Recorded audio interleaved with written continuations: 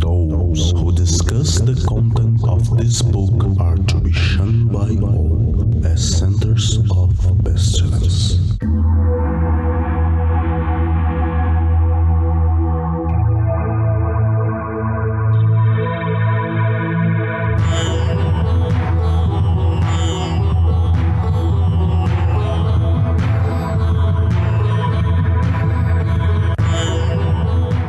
Olá, crianças do abismo! Está começando mais um Foco de Pestilência, o seu podcast sobre magia, iluminismo científico e outras esoterices. Eu sou o Flávio Watson e hoje, excepcionalmente, não estou com todos os meus tradicionais companheiros de mesa aqui presentes. Comigo está o de sempre, Pietro. Toda moralidade é bestial. Participação de Vitor. Fala aí, galera. Luiz. Nada é verdadeiro, tudo é permitido. E a participação especial de Márcia Seabra. Não tenho nada a dizer. Não bolei nada, gente. Nada a declarar. Não sou capaz de opinar.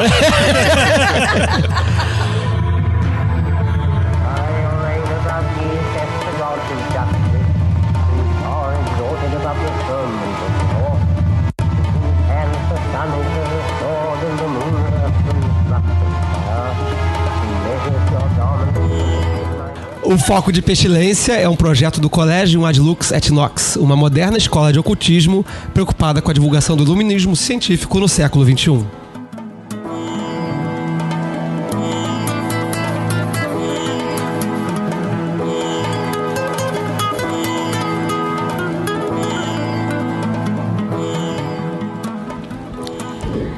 Então, hoje estamos com essa mesa diferenciada e diversificada hoje, porque o objetivo hoje é falar assim de muitos assuntos. O objetivo hoje é falar sobre essa loucura que se tornou o cenário mágico, loucura no bom sentido, que se tornou o cenário mágico nos últimos 100 anos, né? A magia, ela se tornou contemporânea, ela se tornou adequada, ou pelo menos ela evoluiu de algo que veio desenvolvendo desde o seu período medieval, ou pelo menos seu período da sua renascença mágica nos séculos XVI e XVII. No final do século XIX, ela encontra um ponto de mutação chave e ela entra no século XXI desenvolvendo fórmulas, desenvolvendo métodos, desenvolvendo histórias de forma até então totalmente disformes do que havia sido produzido até então. Começam a surgir diversas ordens, diversas teorias, diversas abordagens mágicas e para cada novo profeta ou para cada novo líder, uma nova dissidência, uma nova abordagem, uma nova forma de fazer magia. E o que é essa magia contemporânea? Né? Então, para descobrir o que é...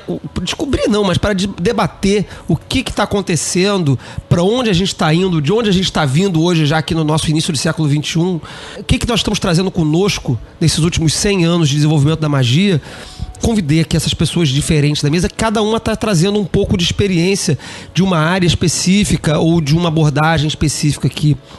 O Vitor e a Márcia fazem parte da Ordo Saturni e vão trazer um pouquinho dessa visão do que aconteceu lá na Panzofia e tal. O Luiz Vieira vai falar um pouquinho sobre Caos Magic, Zosquia também. E o Pietro, como sempre aí, sendo o arauto do Alcin Osman's Pé, nos trará também palavras sobre isso. Mas nós não vamos nos limitar a isso aí. Vamos falar sobre outras coisas que passem na nossa cabeça e nada é verdadeiro, tudo é permitido.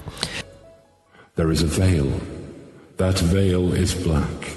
It is the veil of the modest woman. It is the veil of sorrow and the pall of death. This is none of me. Tear down that lying spectre of the centuries. Veil not your vices in virtuous words. These vices are my service. Ye do well, and I will reward you here and hereafter. Então vamos começar com a Panzofia. Quem quer começar falando?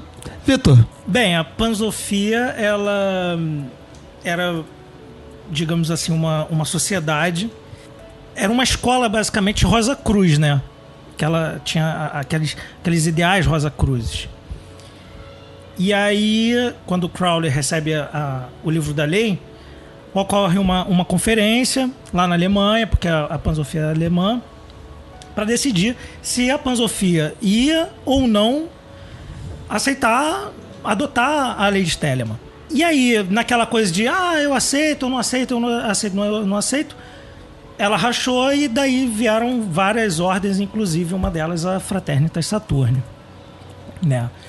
O Gregorius, ele era o secretário da Pansofia, e aí ele falou, não, eu aceito o Crowley e tal, e ele junto com uma outra galera encabeçou essa empreitada de criar uma nova ordem de acordo com Telemann, mas sem a influência do Crowley. Essa daí que era a diferença da OTO, né, da Fraternitas Saturni para a OTO, é que o Crowley, o Gregorius falava lá, pô, beleza, aceito a lei de Telemann, mas Crowley, você aqui não mete o bedelho não. A gente vai continuar fazendo o que a gente fazia antigamente com a galera da Pansofia, mas a gente vai acrescentar novas coisas nisso daí, de acordo com a lei de Telemann. E aí, ela foi o quê? Em 28, né? 28 foi a primeira... Foi a manifestação. A manifestação concreta, né? 25 foi a ruptura, 25, a ruptura, e 28 a criação da OS mesmo, da Fraternita. Exatamente. Aí, durante a época do regime nazista, tal como outras, ela foi proibida. Alguns mestres saíram da Alemanha, tal, aquela coisa, foram perseguidos também, inclusive.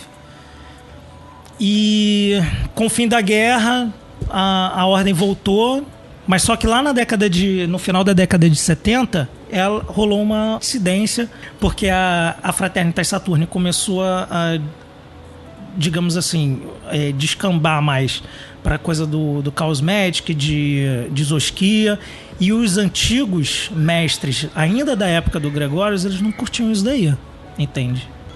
Eu queria acrescentar algumas coisinhas, né, só por conta, não da... Você explicou bem perfeitamente, mas a questão do porquê Gregorius acaba adotando a lei de Telemann, né, e se chamando a Gnose Satúrnica, né, Gnose Saturnis.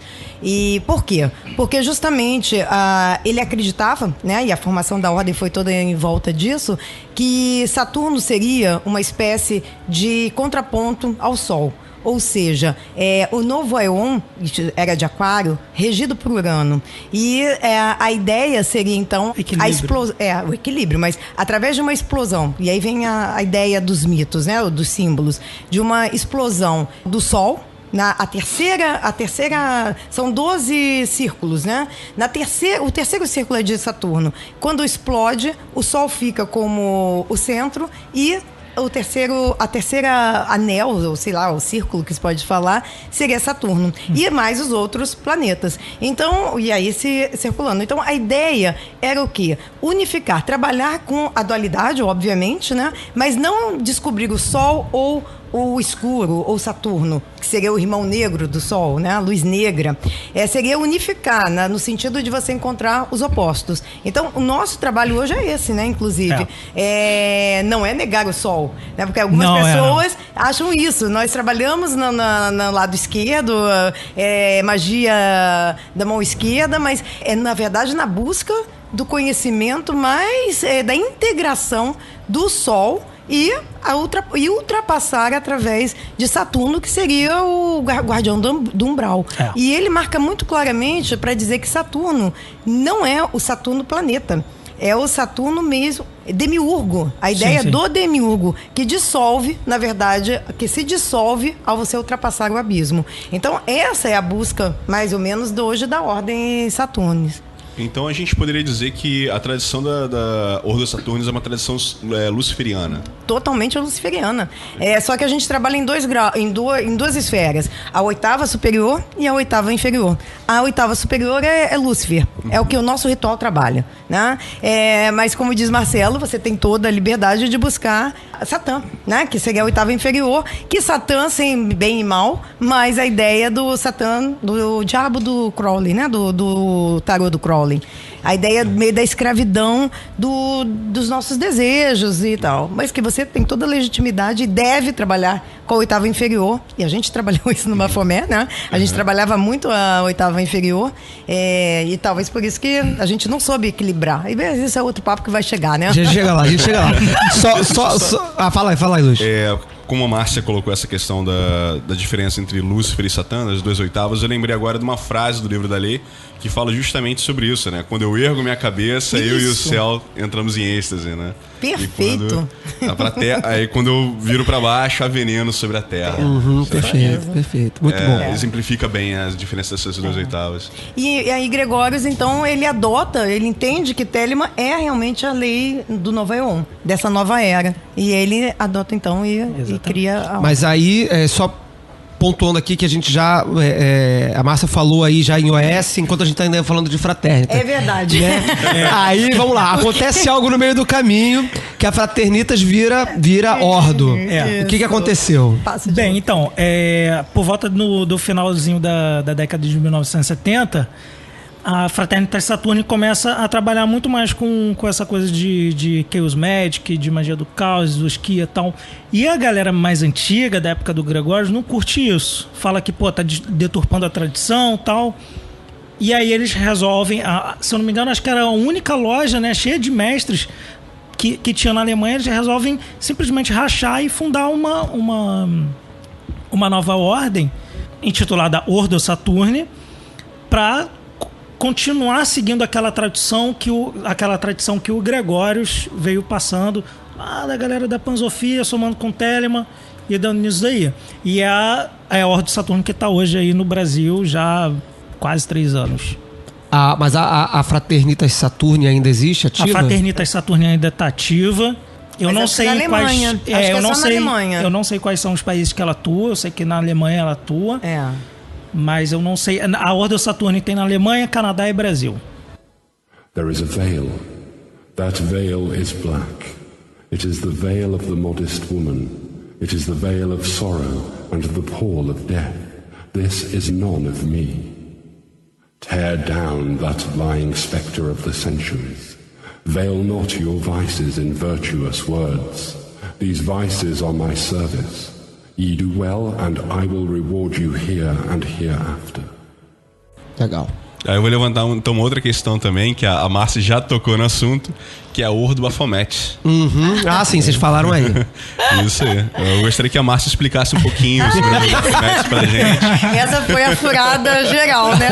Eu acabei de saber que o Luiz fez parte, fiquei... Isso aí. Vamos poder bater uma bola. Essa mesa foi curiosa, que reuniu pessoas que não sabiam que se conheciam, ou pelo menos que estiveram em algum tipo de contato. Que loucura, né? Mas o que aconteceu? Aí eu vou contar um pouquinho, quer dizer, não da minha experiência, mas como aconteceu a chegada da Ordo Baphomet no Brasil.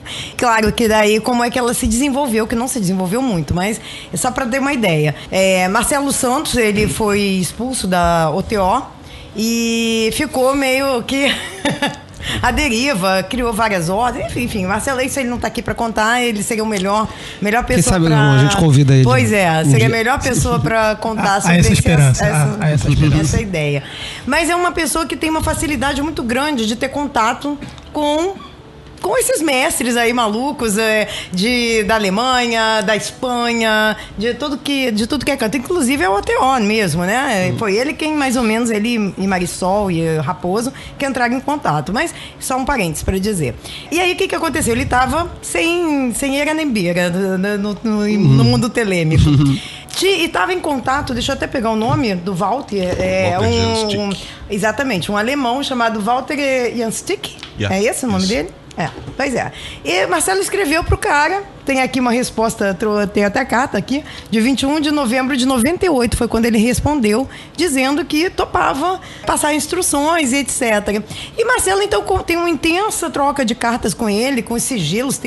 Eu tenho até essa documentação, ele colocou isso pra gente, tá em arquivo pra gente, com todos os sigilos, como acessar a oitava superior, a oitava inferior, e com uma espécie de uma missa, nem me lembro mais o nome que a gente usava, um colégio, eu esqueci até o nome de como era, como é que era a congregação. Isso, congregação, justamente.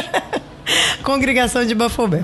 E bastaria, né, ser aceito. Você podia estar em qualquer lugar do mundo, se conectaria numa mesma corrente e faríamos, então, os trabalhos. E aí vem as experiências. Marcelo, então, ia passando. Só que ele também não tinha experiência nenhuma, nem preparo, nada. E foi, assim, foi um movimento empírico. Durou de 98 a 2003, 2004. Foi, acho que, o máximo. E o que aconteceu que fez dissolver completamente essa ideia? Todos apanhamos. Todos, ninguém passou incólume. Eu sei Todos bem disso. os membros apanharam. Eu digo que eu fui beneficiada, que eu só me separei. O pior, o menor dos males, que às vezes é um bem, às vezes, né? Descobri. Né? Às vezes é um bem, né? Fui à falência total, né? Não, isso já não é legal. Não, foi péssimo. Mudança de casa. Enfim, algumas coisas. Acho que Marcelo, não sei exatamente o que ele passou, mas ele também se separou. Enfim, acho que ninguém ficou totalmente virgem com essa experiência, né? E que nos afastou completamente. Todo mundo tomou uma direção. Um rapaz que morava na Bahia, o Kleber, foi morar no Rio Grande do Sul. Enfim, cada um tomou... Todo mundo ficou meio perdido nessa história. E agora vim saber com o Luiz, tomei a decisão, assim como o Marcelo, de me afastar de tudo e de todos. Então, eu saí do meio completamente telêmico, completamente. Meu norte sempre foi o tarô. Então, o tarô de Tote. Então, mantive. A única coisa que mantive ligada foi com o tarô de Tote, que foi sempre o meu norte. Então, a partir daí, a Ordem do Bafomé se desfez. Mas tem histórias trágicas. O Lúcio foi assassinado dentro da casa dele. O rapaz de Volta Redonda entrou numa depressão muito profunda, suicídio. Coisas assim, meio pesadas. A Ordem do Bafomé deixou... Por isso que eu digo que eu fui privilegiada. Só uma separaçãozinha, uma falência, tá ok, né? Tá de boa, tá light, tá favorável ainda, Tá favorável. tranquilo. Aí legal, antes da gente avançar pros outros tópicos e até de repente falar um pouco mais da Ordo Saturni, se vocês acharem que rola, eu achei legal essa questão do trabalho da oitava superior e da oitava inferior, porque eu até brinquei com o Vitor essa semana, conversando com ele. Pô, Vitor, acho que eu vou fazer um programa só das trevas, assim. Fazer um programa só de trabalho, só de ordem sinistra. Aí falou, legal, mas a Ordem Saturni não caberia nisso. Aí eu falei, não, eu tô brincando e tal. Não. Porque há essa projeção popular, eu faço um trabalho luciferiano, ou mesmo um trabalho de oitava menor, satânico e tudo mais, então eu sou do mal, eu sou das trevas. Aí você agora conta a história da congregação Bafomé, em que um se matou, o outro foi assassinado, o outro perdeu a família, se mudou, né? Aí o cara tá lá, que coitado, eu escuto, é um ouvinte ocasional do podcast, que ouve porque acha a gente engraçado, divertido, já começa a achar menos engraçado, menos divertido. Fala aí. Divertido. É bom frisar que na década de 90 ocorreu uma tentativa de trazer a Saturni por um outro grupo que achava que era, satânico, tal, caralho, vamos invocar Satanás, Lúcifer, essa porra toda. E a galera da Alemanha barrou. Eles falaram, não, a Saturni não é isso. Não vamos permitir que vocês tenham essa autorização. Eu tenho vontade de fazer um programa mais pra frente aí, de repente de chamar a galera que é de fato luciferiano, satanista, tudo mais, fazer um programa só, programa do capiroto aqui, eu acho que vai ser legal. Lúcifer é só um arquétipo. Pra falar isso mesmo, eu vou chamar um laveiano, de repente chamar um tradicional, a gente faz um programa maneiro aqui. Vou pedir uma palavrinha só para dizer que, por exemplo, pra gente se iniciar, não podemos usar nomes de capiroto. Nenhum. Então, eu quis usar Astarte, Astarô, foi cortado. Só posso usar Astarte. Tá? Então, só para dizer que não é mesmo. Não é.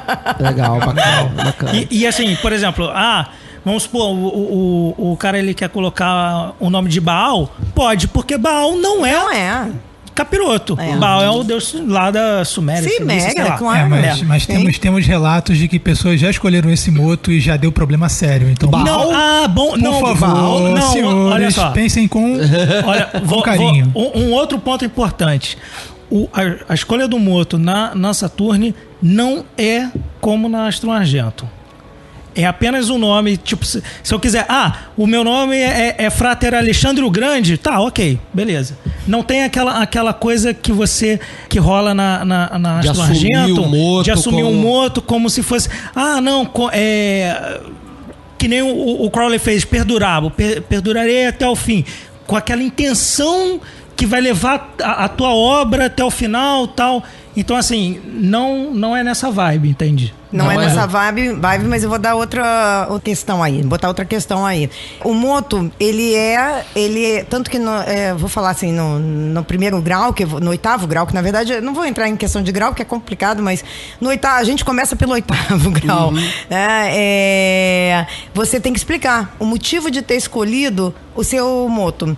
E você não muda. Você escolheu agora, vai até o final. Até todos os graus. Então não tem essa. Você tem que realmente entender do que você está pedindo. Então, Alexandre o Grande vai morrer como Alexandre o Grande. Você não vai mudar.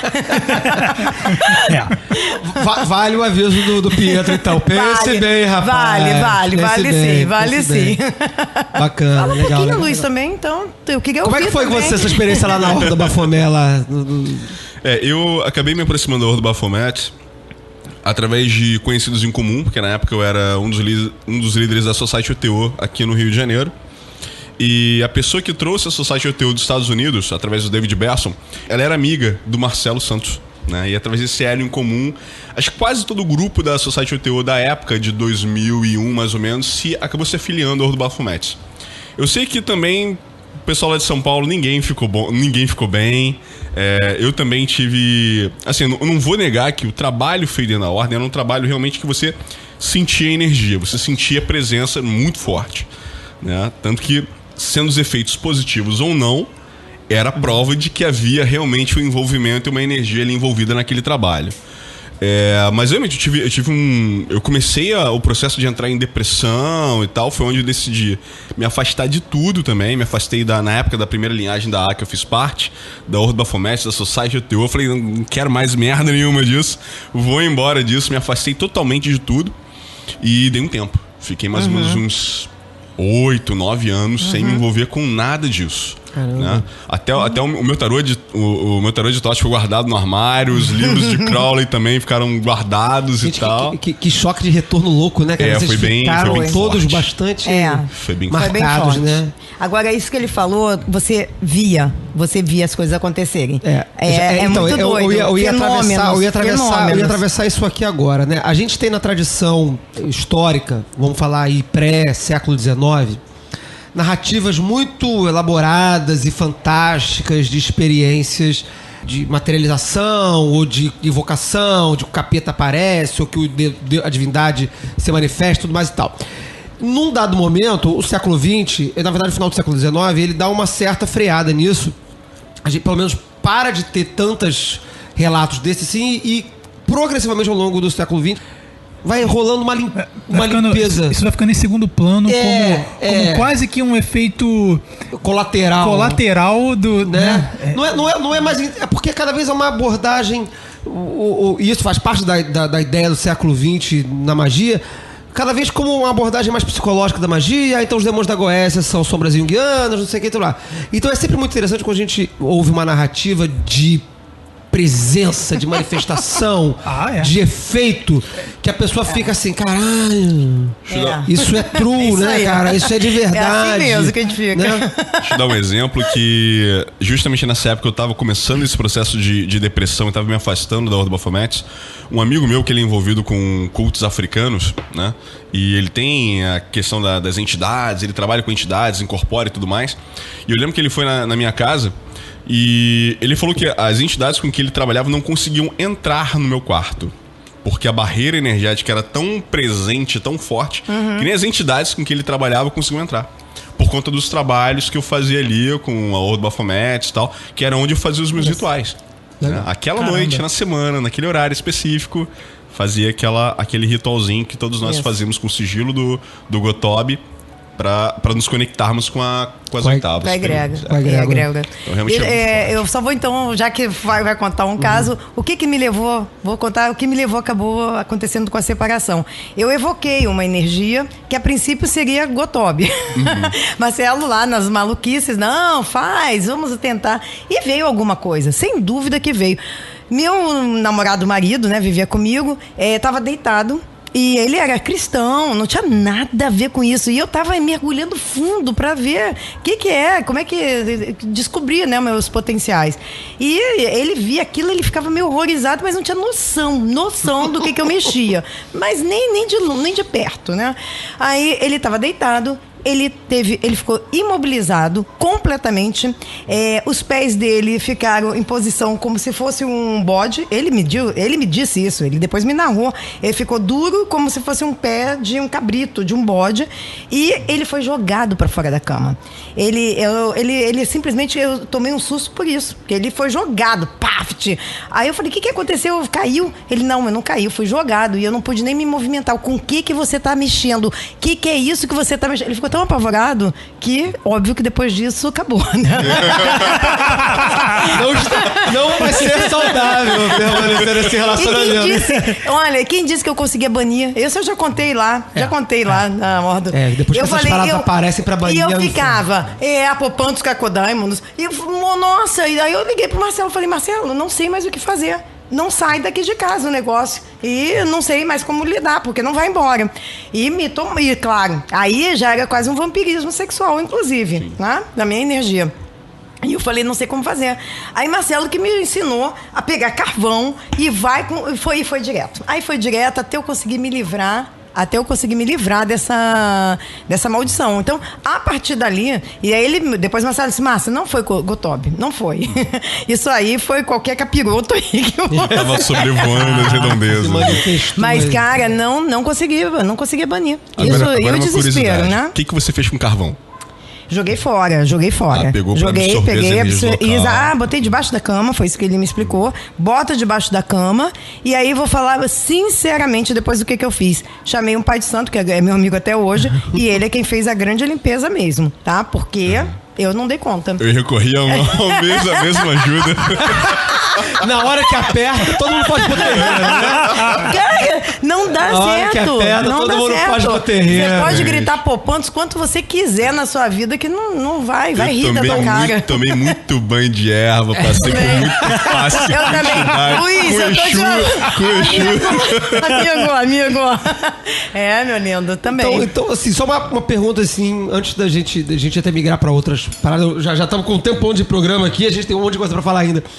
Mas, assim, então, beleza, na experiência toda que vocês tiveram de Fraternita Saturni ou de Ordo Bafomé, Fraternita Saturni não, de Ordo Saturni e Ordo Bafomé e tal, o que vocês entendem, seja nas duas ou seja em uma ou outra, que é a diferença dela ou delas para outras ordens ou outras abordagens da prática mágica? Existe algo que diferencia essas sociedades, esses grupos de outras sociedades, ou de outras práticas, ou de outras práticas telêmicas mesmo? Quer dizer, Telema, o mundo mágico foi telemizado, né, em grande medida, né?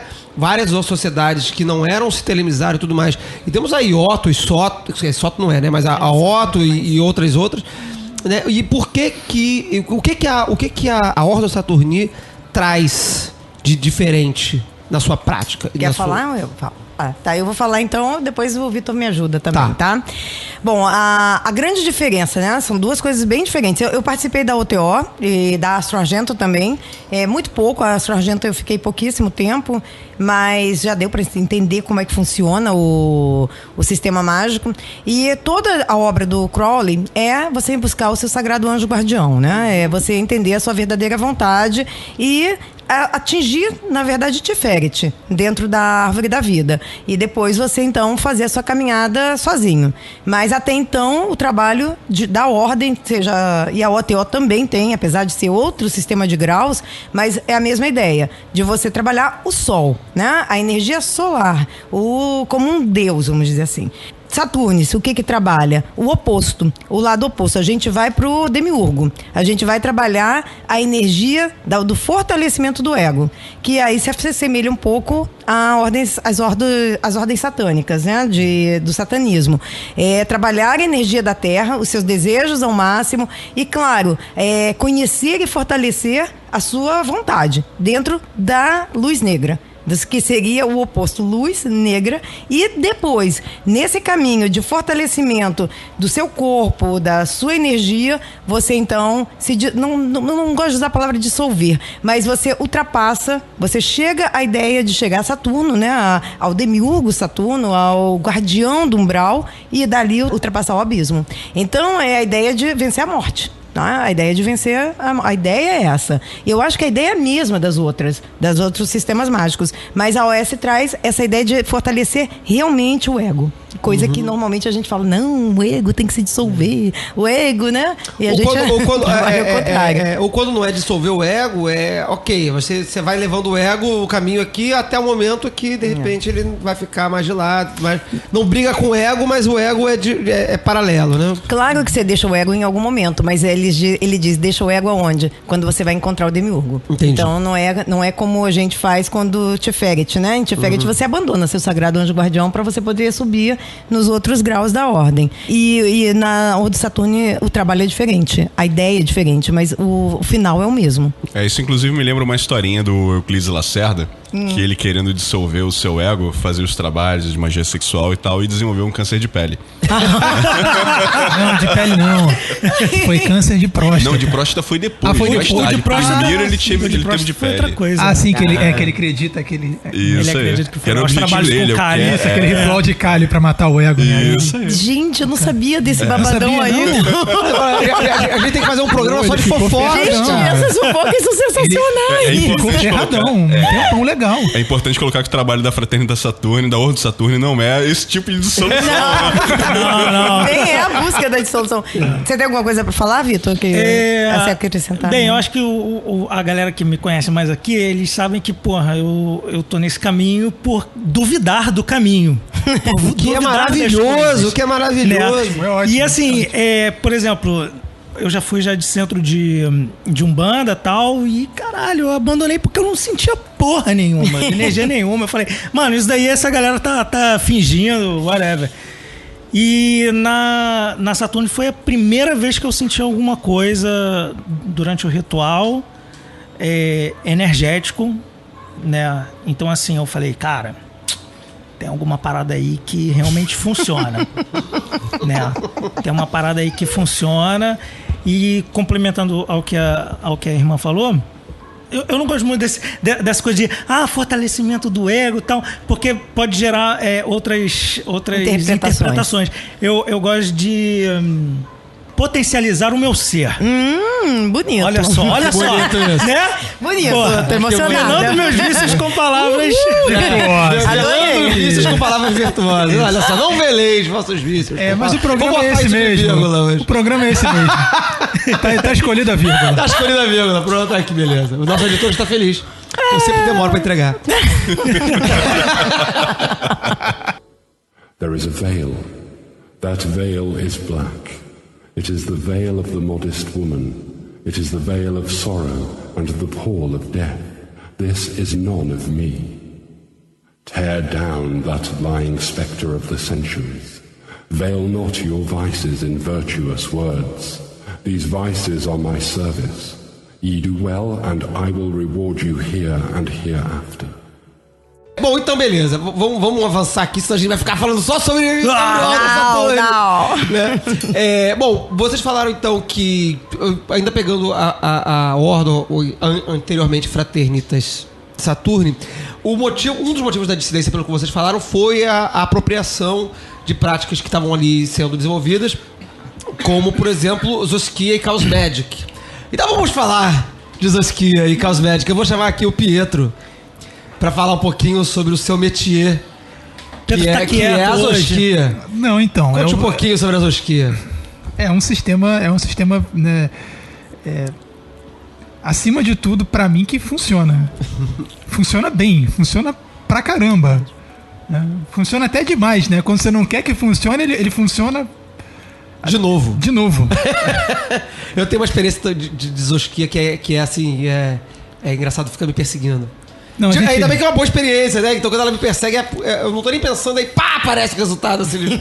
E caralho, eu lembro, fiz uma operação daquela parada. Legal. Vamos esclarecer pra quem não conhece. Pois conta um pouquinho. O que é, né? O que é?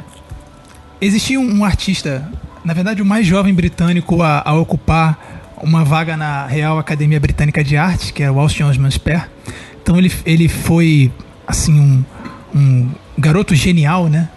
E em 1904, 1908, se você não conhecesse Austin Osman Spare, você estaria por fora dos sucessos da arte na época, né? E ele, com 12 anos, ele entra no curso de pintura, com 16 ele já está expondo na galeria.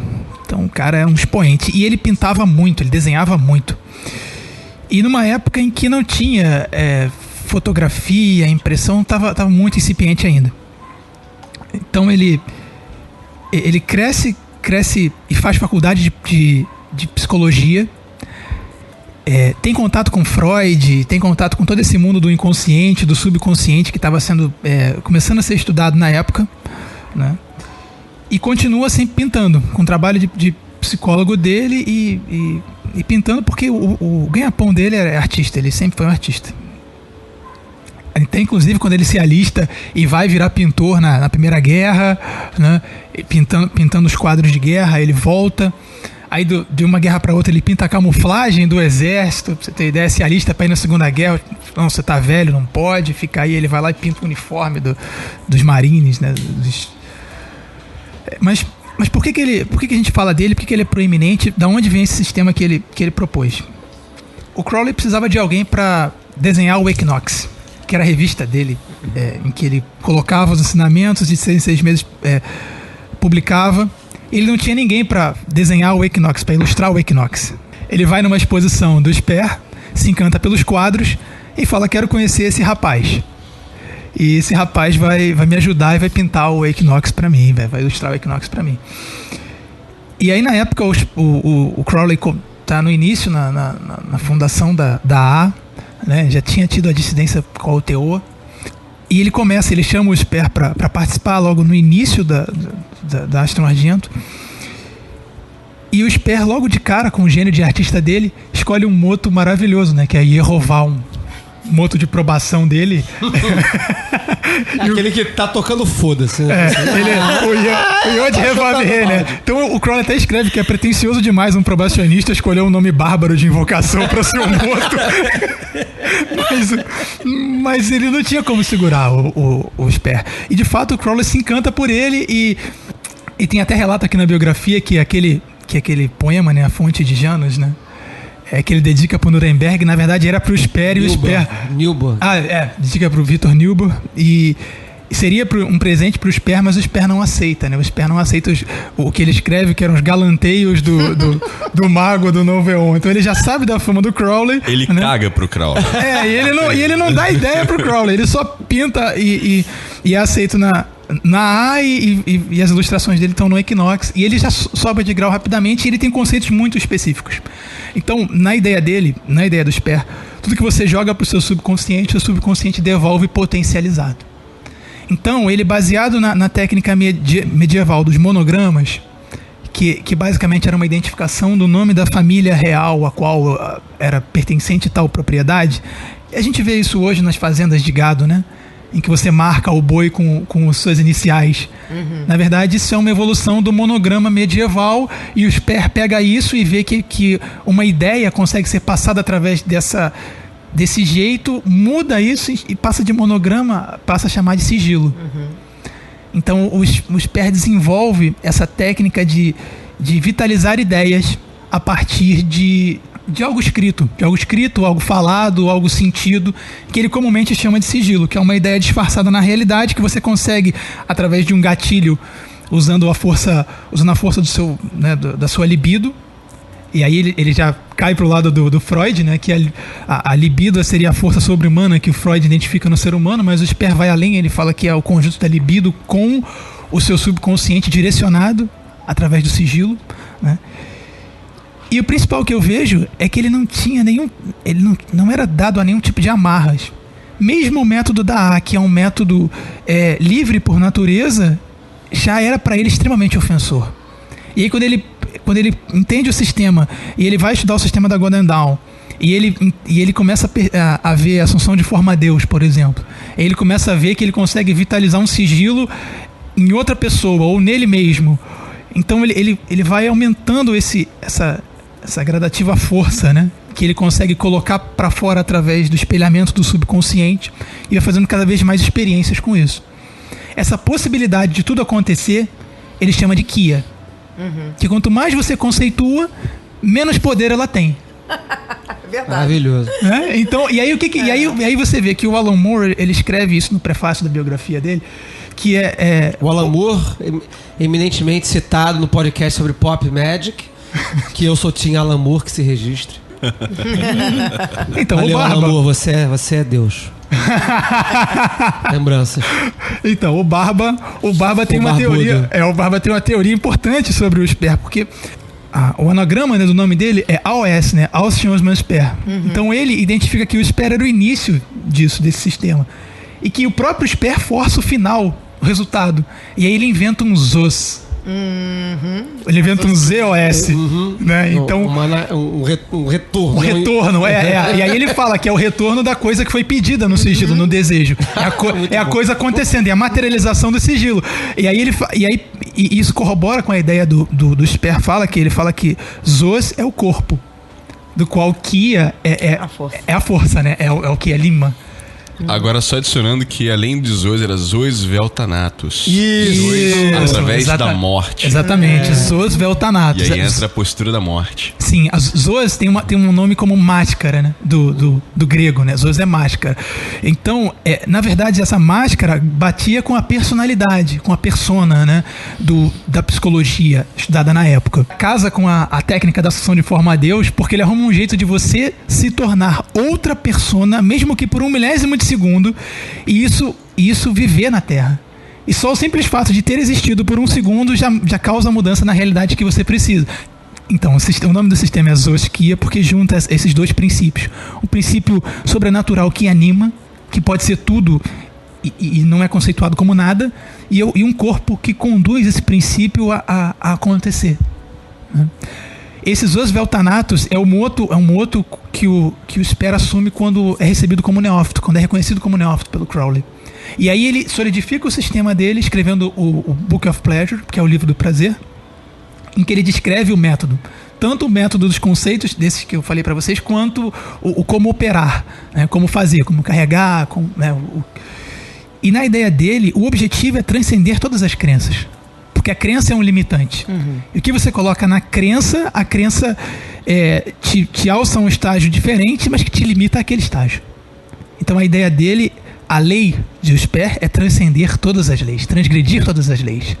E aí o pessoal... Isso ele já desenvolve isso em que ano, mais ou menos? Esse de 1912, né? Quando ele termina de escrever o Book of Pleasure, em 1914, ele escreve o Anátema de Zos, né, em que ele vai colocando a ideia e vai solidificando essa ideia, esse conceito, né, essa visão da realidade.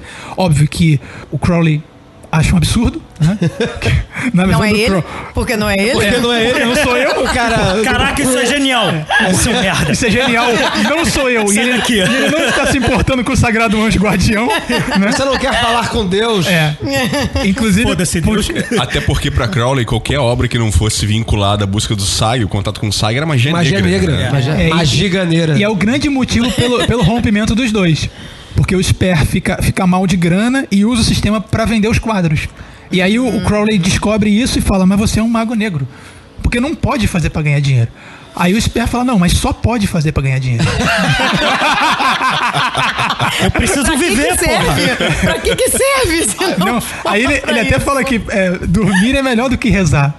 Né? Que o sono, se for um sono reparador, é melhor do que a mais fervorosa das preces. Essa fala você está repetindo do primeiro podcast. Eu adoro demais. No primeiro ou no segundo podcast você faz essa citação maravilhosa. É interessante, porque ele fala que o êxtase religioso só é importante se você consegue levar o seu ego, né, a sua razão ao limite, a produzir um êxtase. O que ele faz com esses Oswell Thanatos? O que ele fala do Thanatos? Que a morte é exatamente o gatilho, que é o que faz a mente racional, o ego, o consciente, dar aquela meia trava.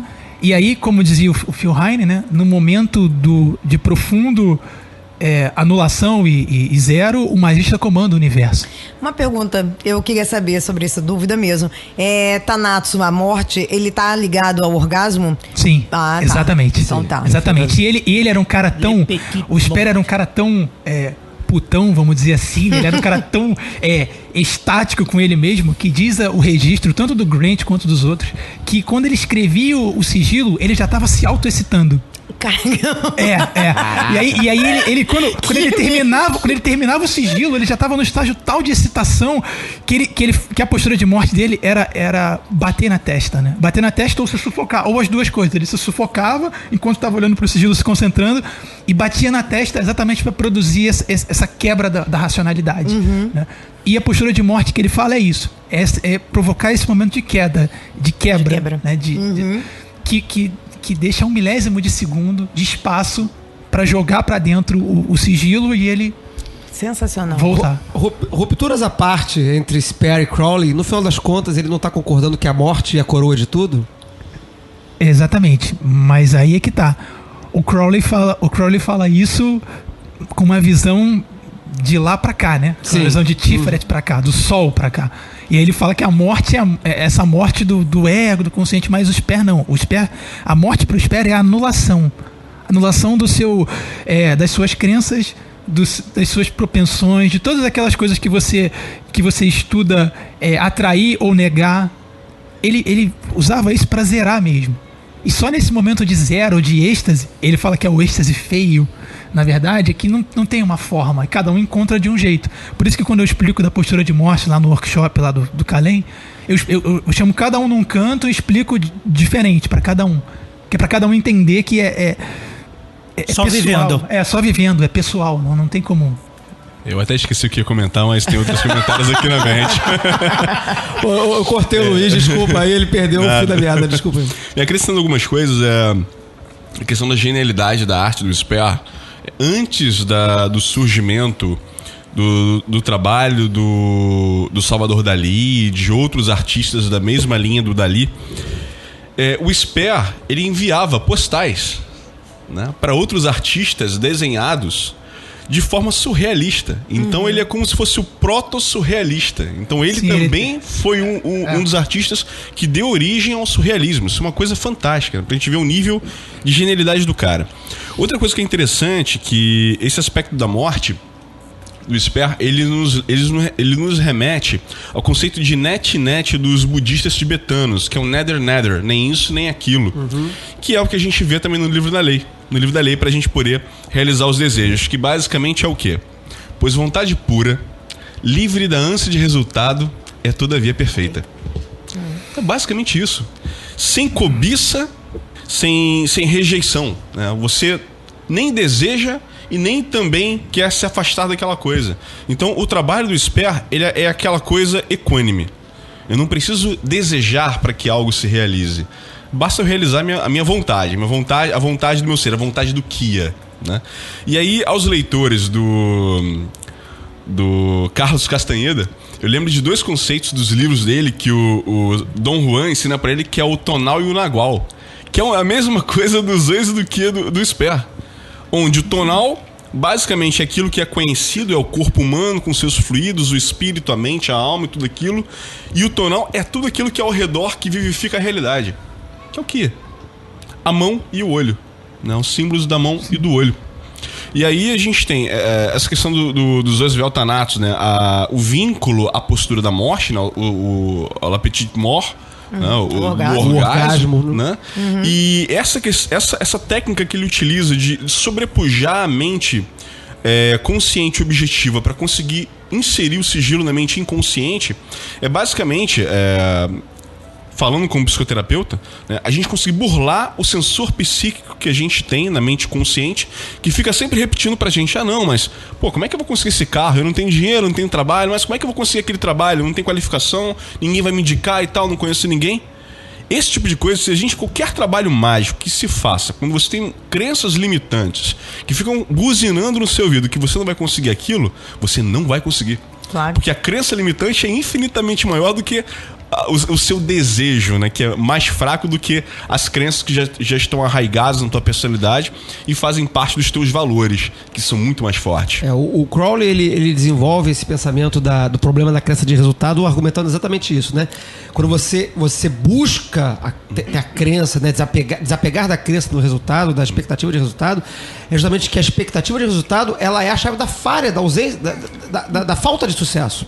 Da falha, da ausência de resultado. Justamente. Você, no que deseja o resultado, você automaticamente boicota a expectativa, o resultado justamente da expectativa que você tem de, ai meu Deus, será que vai dar certo? Será que vai dar certo? Não sei o quê. E aí você fica carregando aquilo ali e aí você boicota o processo inteiro. E aí quando você consegue dar esse apagão momentâneo através da postura da morte, você consegue inserir um sigilo que a tua mente consciente não sabe o que é, principalmente se você cria 20 sigilos de uma vez só, chega uma hora você não lembra mais qual sigilo é o que é. Né? Então, beleza, vamos lá fazer o trabalho e vamos materializar essa porra toda aqui.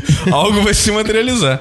E aí você consegue gerar esse apagão, jogar isso pro inconsciente, o inconsciente depois ele vai te devolver de forma vivificada. Daí também o trabalho do Sper de criar o alfabeto do desejo, porque ele consegue extrair conteúdo do inconsciente para já criar os sigilos na linguagem que o inconsciente percebe e não mais com as letras do alfabeto que a gente conhece. O que eu ia dizer sobre esse negócio da crença, né, é que o Sper dizia que o sigilo é um meio de tornar a crença orgânica. Aí o que é essa crença orgânica? É a crença oposta que está no subconsciente. É quando você é a forma que está na sua retina, né? Que está na cor oposta e de cabeça para baixo. Então, se você fala assim, se você faz um sigilo lá, por exemplo, eu quero encontrar o gato que se perdeu na rua. O Pedro está dando um exemplo real. Já foi usado duas vezes. Aqui a gente só fala a verdade. Aqui não tem caô. Não, então, mas esse exemplo duas vezes, eu vou pegar o que funcionou, né? Porque o gato sumiu, tadinho. O gato ficou meses fora. E a gente semana já para 2, 3 meses e o gato sumiu. Aí eu falei, então eu vou descobrir o que aconteceu com esse gato, achar o gato. Só que qual é a minha crença orgânica? É que eu não vou conseguir achar o gato. Então a maneira que o Sper encontra de transformar essa crença do gato sendo encontrado em orgânica, que todo mundo tem essa certeza, é o sigilo. É o sigilo e a postura de morte. Porque aí o meu subconsciente vai receber essa mensagem e não vai se agarrar, entender intelectualmente assim, se agarrar à ideia de que é impossível encontrar um gato preto nessa cidade do Rio de Janeiro perdido, né? Na rua. Já virou churrasquinho. Não, com certeza. A mente fala isso. A mente fala isso. E aí o que acontece? Aí eu criei um servidor lá, o Zé Esquia. O gato chamava Zé, gente. O gato chamava Zé. Então, eu sou testemunha do sucesso dessa operação. Foi foda. Você assistiu a realização da operação também? Não. Eu sou testemunha do sucesso da operação. Ela deu o resultado, viu o sigilo, pronto, não sendo feito. Sim, aí não viu o Pedro carregando o sigilo, obrigado. Ainda bem, né? Ainda bem, que maravilha. Então, aí o Zé foi encontrado. Aí deu certo, funcionou. Aí fudido, ferido, machucado, espancado e tal, mas encontraram, tá lá. Foi, e tá bem, ficou legal. Recuperou 100%. Tá vivinho. Aí essa semana agora passada, um outro gato se perdeu e uma aluna do workshop dos Esquia falou: Pedro, vou fazer a mesma coisa que você fez. Vai lá, faz aí. Usa a técnica. E o gato foi encontrado ontem. Pronto. Vamos abrir esse gato. Localização de gato. Já tem o terceiro aí. Já tem o terceiro pra gente achar aí, que já tá na agulha. Vamos com calma. Eu quero fazer perguntas. Eu aqui não sou debatedora, eu sou perguntadora. Não, que é isso, você já falou um montão aí. Só que essa coisinha rapidinho. Ela me falou, essa aluna do workshop me falou que ele levou 3 dias. Fez o sigilo 3 dias depois. Mas o do Zé também foi rapidão, que eu me lembro, foi papo de uma semana. Foi uma semana. semana e pouco. Eu lembro E é sobre isso que eu quero justamente perguntar. A Zoski, primeiro, trabalha com masturbação, a masturbação, né? Ou você pode masturbação trabalhar ou com magia sexual com mesmo, certeza. com duas pessoas? Com duas pessoas, com um grupo de pessoas. O que importa é você usa a energia do orgasmo. E aí você imagina, eu não consigo conceber uma energia que faz te tirar do tempo e do espaço, que faz dobrar seus joelhos. Eu não consigo conceber uma energia como essa. Imagina se você consegue direcionar. Tudo bem que pode ser uma bomba atômica para matar uma mosca, mas não interessa. A gente pode fazer isso. Claro, porque a gente pode, né? porque a gente precisa, a gente faz. Agora, minha dúvida também não é só essa, é porque o Crowley fala disso, né? A magia sexual do Crowley que ele desenvolve é essa, né? De você, pelo orgasmo, você com a sua mente direcionada no nono grau da UTO, é exatamente isso. Né? Falamos disso na aula de tarot hoje. Hoje, inclusive, falamos do emblema do modo de uso. E é por isso que eu tava querendo ver a diferença, claro. O do Crowley são essas duas energias polares, né? Mas na Zoski, então, ele adota, a diferença é que ele adota, então, a masturbação? É essa? Não, na verdade, na UTO, oitavo grau, também trabalha-se dessa forma, Sim, né? Mas eu acho que a grande questão é que o trabalho do Crowley, ele ainda é muito voltado para a parte cerimonial. Com resquícios da Golden Dawn e tal. O Sper, ele não quer saber de magia cerimonial. Né? Ele, assim, é completamente livre. É a gente pensar no cara que pegava 20 prostitutas na mesma noite para poder vivificar o trabalho do cara. Inclusive o Grant fala até que não conseguia entender o Sper, né? Porque ele podia fazer aquilo para conseguir dinheiro, para conseguir fama, para conseguir tudo. E ele só queria fazer para conseguir mais mulher e mais homens, mais hermafroditas pra... Sexaholic. Basicamente. Ele queria mulher, queria homem, queria hermafrodita, queria travesti. Ele não tava ligado, ele queria alguém pra trepar. There is a veil. That veil is black. It is the veil of the modest woman. It is the veil of sorrow and the pall of death. This is none of me. Tear down that lying spectre of the centuries. Veil not your vices in virtuous words. These vices are my service. Ye do well, and I will reward you here and hereafter. Eu já li, não me lembro aonde, que, por exemplo, além da masturbação, do sexo, a ativação do sigilo também poderia ser, por exemplo, por mantra, repetindo ele até o cansaço, por dança, né? Aí eu queria que vocês falassem. Se você provocar um desmaio em você mesmo, prender a respiração e tal, e bater a cabeça na mesa, você já conseguiu vivificar o teu sigilo, entendeu? Pode ser mantra, você pode pegar e correr também até a exaustão, fazer a apneia na piscina enquanto visualiza o teu sigilo, o que for. O que conseguir criar essa vacuidade mental funciona muito bem. Dançar, tomar um êxtase e dançar até me arrebentar na rave. Vai funcionar muito bem se esse é o teu perfil. E aí entra, não vou iniciar agora, mas eu vou só dar a pincelada. Aí entram as técnicas do caos. Que a gente vai... Alguém quer falar? Quer falar mais uma coisa? Não, só pra gente fechar esse assunto aqui, assim, não tem moralidade, por isso que eu comecei brincando falando que toda moralidade era bestial, né? Porque na visão do Sper, o que vale é o resultado. E a gente vai sempre aqui debater pra saber, mas o cara foi o mestre do templo porque ele descobriu o segredo. Porque quando ele racha com o Crowley, ele escreve pro Crowley e fala: Crowley, o seu sistema da A é uma mentira. Nada é verdadeiro, tudo é permitido. Eu descobri o segredo do Magister Temple, porque eu vi Isis sem véu. Nossa. E ele pinta Isis sem véu. E inclusive ele justifica, coloca junto da pedra de evidência dele, né? Que ele ganhou do Gerald Gardner. Mas então, aí ele racha com o Crowley exatamente por causa disso. Por essa diferença de visão, né, de objetivo mesmo. E reforçando o que o Luiz falou, um dos testes que eu estou fazendo é tentar carregar sigilos com sustos. Porque é uma vacuidade que ninguém está esperando. O problema é conseguir, né? É conseguir um susto mas não pode ser um susto qualquer. Tem que ser aquele susto que arrepia a base da coluna, né? Aquele assim... Mas aí a minha pergunta técnica, eu vou fazer uma pergunta técnica. O susto ele é inesperado. Pela natureza do susto, ele é inesperado. Você não teria que estar com o sigilo mentalizado? Como é que você fica mentalizando e sem saber quando vai se assustar? Só pra saber como é que você tá pensando. Não, eu tô pensando em andar com o sigilo no bolso. Ou entregar o sigilo pra alguém e alguém me dá o susto. Mas aí você não posso saber que vem. você não tá com o sigilo mentalizado na hora do susto, tá? Não. Eu não sei o que vai acontecer. Aí alguém vai me mostrar o sigilo e me dar um susto. Agora, Vai te dar um susto com o sigilo. Vai te botar um susto na sua cara. Isso. Tá. Porra, aí. Isso. do malandro. Pega a cara da menininha do exorcista e faz na testa dela. eu já bani. Faz um Não tem funciona. aqueles GIF não, né? Aqueles vídeos de internet. Você, olha aqui, cara. Olha o que o gatinho vai fazer. Aí você fica ali olhando o gatinho. Aí olhando o gatinho. 15 segundos depois de olhando o gatinho, aparece, sei lá, o Cthulhu. Aí funciona, aí bota o sigilo. Pô, aí é uma boa, hein? Fazer isso daí, fazer Tudo bem. Os mestres secretos manifestam na forma do nosso editor, que sempre se manifesta em todos os programas, sugeriu fazer um vídeo no YouTube com o sigilo. Olha só, o meta-sigilo se manifestando aí. Botar e viralizar, e aí você vai ter ele carregado. Caralho, essa ideia é foda! Então, existe um grupo Eu não de... teria essa porra. Olha só, existe um grupo de artistas que trabalham com o que a gente chama de bruxativismo, né? Eles chamam, né? Sim. Na verdade, que espalham, isso é legal falar espalham disso. sigilos pela rua. E às medida que as pessoas vão olhando, vão tomando susto, vão reconhecendo, aqueles sigilos vão sendo carregados. E eles vão se utilizando daquilo, né?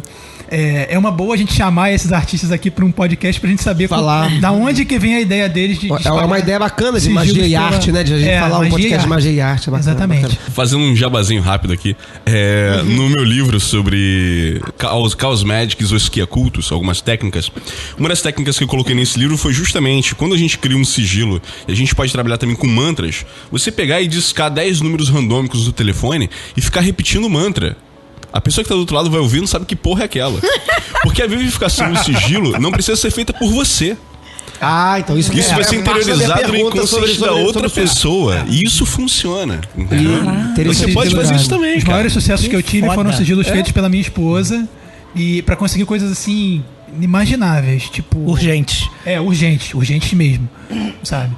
E Legal. aí eu peço pra ela fazer porque ela é muito mais objetiva do que eu, então ela já consegue pensar melhor no desejo, né, na sentença, já faz o sigilo e eu vou lá e carrego. Então a gente, mesmo se você trocar a ideia para outras pessoas carregarem, funciona igual. Quanto mais gente carregando, mais forte fica. Claro. Aí fica o caso do que a gente colocou no Pop Magic do sigilo do Grant Morrison, Morrison. pra revistinha dele não acabar, né? Ele fez lá, botou, Do Invisíveis. botou lá e falou assim, pare o que você está fazendo e masturbe-se olhando para isso. excelente. Se você quer que essa revista continue sendo publicada, masturbe-se olhando para este desenho. E quando acabar, e divulgue a revista para 5 amigos. Isso aí você não conta essa parte, porque aí enfraquece. Mas, gente, é um trabalho duplo, gente. Você faz o Paranauê e faz o trabalhinho de casa, né? É tipo jogar pra ganhar na cena e não jogar na cena, né? Aí não dá. Beleza. A gente consegue encontrar esses paralelos fortes, tanto que o Luiz falou, né? Esses paralelos fortes entre os oscultos e a magia do caos, que surge pouco depois. Ou mais ou menos junto. Surge por volta da década de 60 e 70 com então, a junção bem depois. Ray Sharing, Peter James Carroll, se não me engano, Phil Ryan também ajuda um pouco na elaboração disso. Mas os dois principais mestres dessa nova linhagem de pensamento são o Carroll e o Ray Sharing. Tanto que, na verdade, é o Ray Sharing que cria esse termo de Chaos Magic, né? Tanto que tem um livro muito bom dele chamado Book of Results, que é excelente. Maravilhoso. E do Peter Eu vi James... lançando aqui no Brasil agora recentemente. A Penumbra acabou de lançar agora em... Não, desculpa. A Penumbra não. A comunidade Caos Brasil traduziu e imprimiram 100 exemplares, estavam vendendo 66 deles. Inclusive para dar uma contribuição pro Ray Sharing por ter liberado os direitos para poder traduzir legal. Então procurem em aí a português. comunidade, quem tá interessado, a Caos Brasil no Facebook. Isso aí. E o Caos James... com K, né? É Caos... Não, Caos com C mesmo. É com C mesmo? É com C que mesmo. na época da lista de discussão do Yahoo e tal... Era Caos Brasil Era com Caos K. Brasil com K, não é? Isso, mas agora Eu é lembro com bem. C, porque na verdade é um acróstico. Um acrônimo, que eu esqueci agora qual é o acrônimo, eu sei que é um acrônimo. E do Carroll, pra mim, a obra fundamental dele é Liber Nuem Psychonaut. Que maravilhoso. ele define toda a base da magia, né? Inclusive da magia do caos, em que na verdade a magia do caos trabalha em cima de metaparadigmas e metacrenças. Você não tem uma crença definida do caos. Você tem uma permissão, por isso que eu falei no início, nada é verdadeiro, tudo é permitido, em que você pode trabalhar com qualquer crença que você queira, desde o momento que aquela crença, naquele determinado contexto, sirva para você, vai funcionar muito bem para todos os seus trabalhos mágicos. Se naquele dado momento é válido para você acreditar que Deus enviou para a Terra o seu Filho unigênito e morreu por nós na cruz para nos salvar dos nossos pecados e tal, e isso vai ajudar você nos seus trabalhos mágicos, isso é válido. Mas se em outro momento é válido para você acreditar que na verdade nós somos como se fossem plantinhas cultivadas pelos extraterrestres que serão coletadas depois pelo Ashtar-Sheran pra ir pro seu... Tinha que rolar ele, né? Todo o programa de nós zoado. Ou do pessoal do Samael, ou no Ashtar-Sheran. Todo programa a gente cria. A gente ainda não tinha citado o Ashtar-Sheran. Tem um novo nome pro Ashtar-Sheran. Tem um novo nome que é o Ashtar-Sherando. Ashtar-Sheran. Mais um.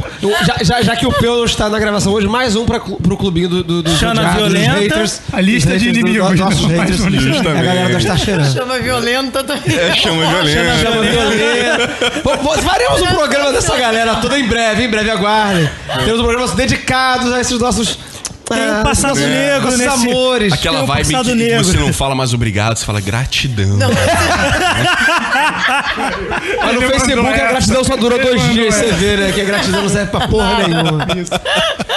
Alguns amigos meus vão me matar porque alguns deles falam gratidão. Odeio. Vergonha alheia. Mas, gente, um monte, né? Nós estamos aí. Vergonha alheia. Vamos voltar pro Peter Carroll. Então, se a partir daquele momento, essas crenças, esse grupo de crenças cabe para você naqueles trabalhos, é completamente permitido, não tem problema. Ah, não, mas agora não, eu tenho que trabalhar com os Bushmen da África, os batedores de tambor lá e tal, funciona bem pra mim. Beleza. E daqui a 6 meses você pode mudar de crença, funciona muito bem. Né? E é até uma coisa interessante, porque na década de 70 ainda houve o desenvolvimento da programação neurolinguística, e o Richard Bandler e o John Grinder, eles trabalham justamente em cima disso. Né? A técnica é muito paralela e muito parecida com o caos, onde eles dizem que se qualquer pessoa alcançou a excelência em determinada área, você pode mapear a personalidade dela e aplicar na sua. A mesma coisa vale para crenças. Se aquela crença funciona muito bem em determinado contexto, você pode mapear aquela crença e aplicar na sua personalidade aquela crença, que vai funcionar 100% bem. Nada é verdadeiro, tudo é permitido. There is a veil. That veil is black. It is the veil of the modest woman. It is the veil of sorrow and the pall of death. This is none of me. Tear down that lying spectre of the centuries. Veil not your vices in virtuous words. These vices are my service. Ye do well, and I will reward you here and hereafter. A gente que tá aqui, todo mundo é filiado a algum tipo de ordem e tal, e trabalha com um sistema específico, né? Ou já trabalhou com mais de um. O sistema dá uma segurança pra gente. Porque se der um problema, eu sei o que vai acontecer. Se eu tô num grau, eu estudo coisa X. Se eu vou para outro grau, eu estudo coisa Y. Não perco conhecimento do grau X, mas estudo uma coisa diferente, uma coisa Y numa outra visão. Na tua visão, e aí eu queria saber na visão de todo mundo aqui, não fica muito solto? E eu tô perguntando isso do alto da porra louquice do Sper, que não aceitava nada. Nenhum tipo de sistema, nenhum tipo de limitador, nenhum tipo de sistematização. Mas não deixa tão solto a ponto de que você não tenha onde se segurar? Ordo Abitial. A ordem vem do caos. Então o caos, na verdade, eu compararia o caos com o Kia.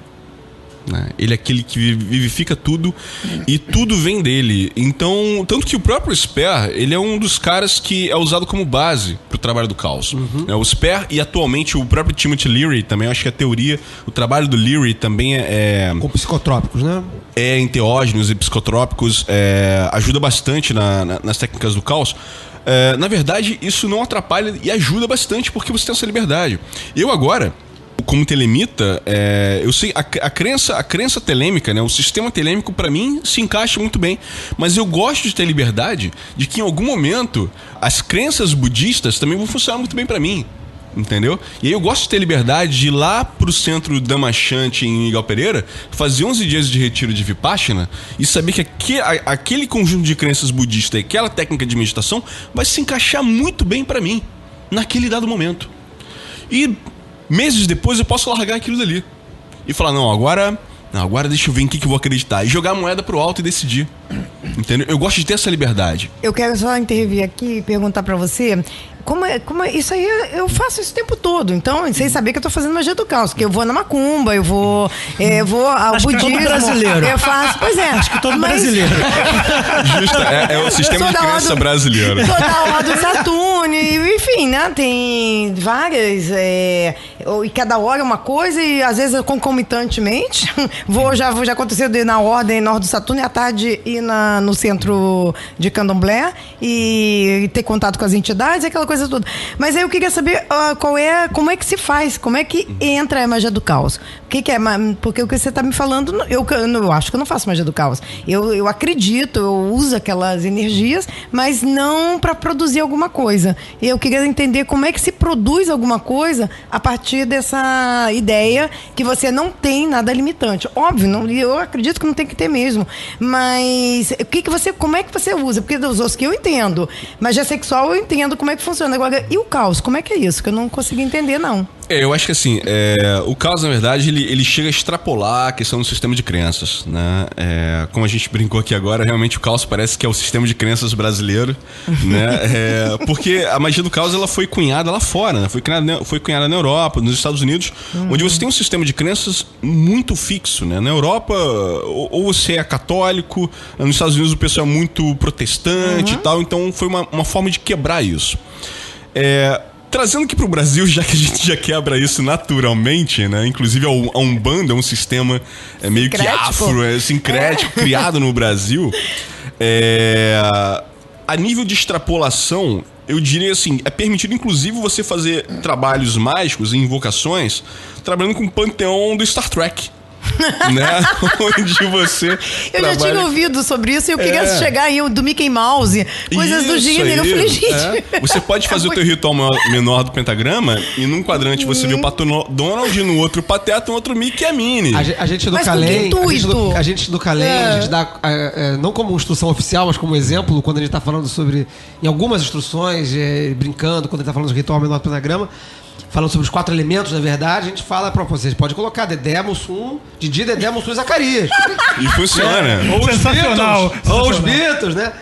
E aí a gente faz isso brincando, porque a gente não tá dando aula de magia do caos, não literalmente, mas a gente faz essa brincadeira de trazer outros panteões ultra contemporâneos, pós-contemporâneos, pra realidade do assunto. Mas aí, então, a gente faz isso por quê?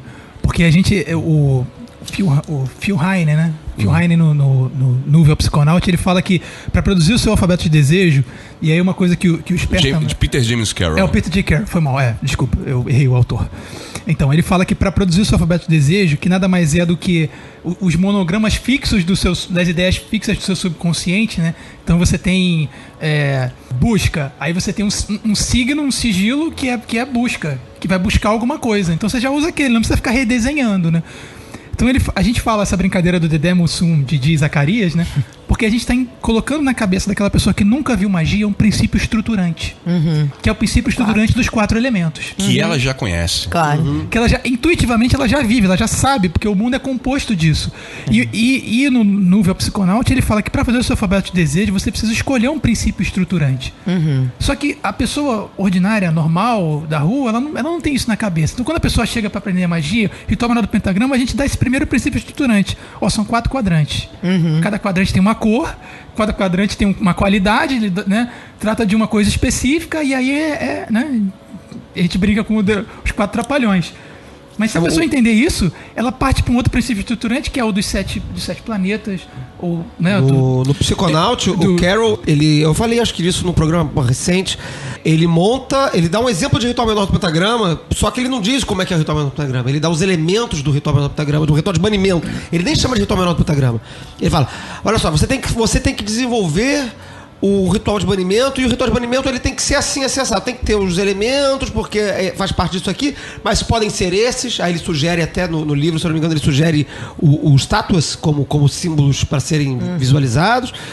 E a estrutura começa assim, desenvolve assim, termina assim. Então, mas cria o seu. É porque esse trabalho é sempre com meta-estrutura. Isso. Você não tem nada estruturado. Então, o que permite, ao invés de você seguir aquela coisa, por exemplo, da Golden Dawn, que o ritual menor do pentagrama tem que seguir aquela linha, invocando os quatro querubins e tal. Não, você pode criar da maneira que você quiser. Até porque é muito mais fácil você falar pra uma pessoa sobre o Capitão Planeta, vai Planeta, do que falar o nome dos 4 querubins, né? Rafael, Gabriel, Auriel e tal, Micael. Entendi. Né? Então é mais pra adaptação à realidade da pessoa. Entendi. Né? Então, E você alcança o mesmo objetivo que estaria chamando os quadrantes. Os quadrantes. Eu acho assim, uma observação interessante sobre a magia do caos, eu já falei isso também algumas vezes, o meu primeiro contato mais assim de estudo sério de magia foi com magia do caos. Depois eu fui movendo em outros sistemas e tal, mas o meu primeiro foi com magia do caos, e foi uma coisa que eu falei, caraca, isso é demais. Mas eu acho assim, a magia do caos ela traz essa questão dessa desconstrução do processo mágico, o que é extremamente pós-moderno, se a gente for colocar numa linguagem, né, atual, né? Ele desconstrói o processo mágico, mas ele faz isso, como o Luiz falou, né? Dentro de um cenário em que aquilo não era desconstrutível, não era desconstruível, né? Você tinha crenças muito específicas, crenças muito estanques. E quando chega um cara e fala assim, não, cara, vamos fazer aqui, vamos criar crenças novas do zero, usá-las e descartá-las daqui a pouco. Isso hoje, para nós, em 2016, isso parece fazer muito sentido, e a gente achar isso altamente razoável. Fazer um ritual menor do pentagrama de manhã, fazer bater um tambor no centro de Umbanda à tarde, e à noite assistir uma missa. Isso tá tudo fazendo, não tá ferindo, né? Mas isso, quando aquilo é desenvolvido, naquele momento, aquilo é bastante revolucionário, né? Isso é interessante porque, inclusive, nos traz a certeza que a gente não precisa mais matar um pombo branco virgem, ter pele de leão para poder fazer um ritual de Goécia, esse tipo de coisa, né? Então, essa liberdade, nessa quebra de paradigmas que a gente vem assistindo com esses sistemas mágicos que surgem a partir do início do século XX, e culminando com a magia do caos, eu acho que possibilita que pessoas, inclusive, que não têm inclusive reservas financeiras para adquirir instrumentos de ouro e fazer faca tal e espada de tal maneira, possam se interessar e possam se envolver com magia, utilizando, inclusive, eu estava até mostrando hoje pro Pedro mais cedo, um programa no celular, o Sigil Automator, que eu crio sigilo no meu celular na rua a hora que eu precisar. E simplesmente utiliza alguma técnica que eu precise e interioriza aquele sigilo para vivificar aquele desejo para daqui a meia hora dar certo. Na rua, no metrô, no ônibus, seja lá onde for, né? Então, esse tipo de instrumentação, de possibilidade, nos traz uma gama de possibilidades que no século XVIII isso era impossível pensar. Se você não tivesse um templo arrumadinho, bonitinho, com uma travessinha de sangue bonitinha, com água benzida pelo padre e a pele de leão cingida na cintura, o seu trabalho não ia dar certo, né? Então, novamente, voltando à questão do sensor psíquico, se você acreditava que se você não tivesse sangue de virgem, teu trabalho não ia dar certo, não ia dar certo. E hoje em dia a gente não precisa mais conseguir isso. Até porque não vai achar, né? É difícil encontrar uma virgem. Uma criança de 7 anos você vai conseguir, mas aí não é uma mulher, né? Justamente. Agora, interessante, eu tô gostando muito dessa ideia do caos, porque eu já sou caótica, então vocês sabiam. Porque na minha vida eu já usava, já tinha uma flexibilidade e já percebia que com essa minha flexibilidade dava certo. Então, aí eu volto pro Crowley, gente. Vou voltar pro Crowley. Por quê? O Crowley vai falar que a gente não precisa. Quando ele diz, né, que abole-se os rituais, na verdade, no It falando, né, e todas as formas, o que ele quer dizer? Que você tem todos os instrumentos em você mesmo. Você tem a água, você tem a terra, o fogo, o ar, e você é o mago, né? Então você tem a baqueta e você tem o cálice, a taça. Então, o Crowley também já liberta, apesar dele não ser livre, porque ele está ligado realmente à magia cerimonial muito forte, mas ele já dá a ideia de que você pode ultrapassar. Aliás, eu gosto muito da frase, que na hora eu não sabia o que dizer, excede, né? Excede. Porque é isso aí é caos. Pra mim, isso é caos. É o Muito interessante. É o prenúncio do caos. Eu acho que todos esses sistemas que se desenvolvem ao longo do século XX... Aí eu vou puxar a sardinha pro Crowley. Eu puxei também. Desculpa a sociedade. Eu puxei também. Eu acho que, assim, todos eles, o Spare, o Carroll e todos os outros, eles surgem, não vou dizer que por causa do Crowley, mas o Crowley, ele cria o terreno, no momento em que ele relê a magia tradicional e ele, apesar de ser extremamente cerimonial, né, ele simplifica muita coisa, ele torna aquilo acessível que antes não era, torna uma linguagem do tempo dele, traz aquilo pro tempo dele, sem perder valor, né? Ele não simplifica, ele só traduz. E eu acho que quando ele traduz para os termos correntes. Isso abre campo para que os que vieram depois, e pouco tempo depois, você vai falar aí, o Spare está desenvolvendo ali... Isso, 60 anos que ele faleceu, fez agora. E o Spare desenvolve o sistema dele em paralelo. Em 1912, paralelo. Sim. O Carroll vai aparecer um pouquinho depois, mas tudo isso vão ser releituras do que o Crowley produziu. Sim. Então vai estar todo mundo ainda bebendo lá no Crowley, né? De uma forma ou de outra, né? Com certeza. Se não fosse Crowley publicar o pretenso segredo da maçonaria, que o Theodor Heuss acusou ele de publicar o segredo da maçonaria, né, e tornar isso público, e pegar os rituais da Golden Dawn e todo o trabalho dele da A, em que ele diz que nada deve ser oculto, né, enquanto que a gente vê em várias outras ordens, todo o material é fechado, é dado só para os membros e tal, e só membros de determinado grau. E o Crowley fala, não, o sistema da A tem que ser todo publicado, todos os livros têm que ser publicados, tudo é livre, para que quem quiser fazer e participar pode fazer isso.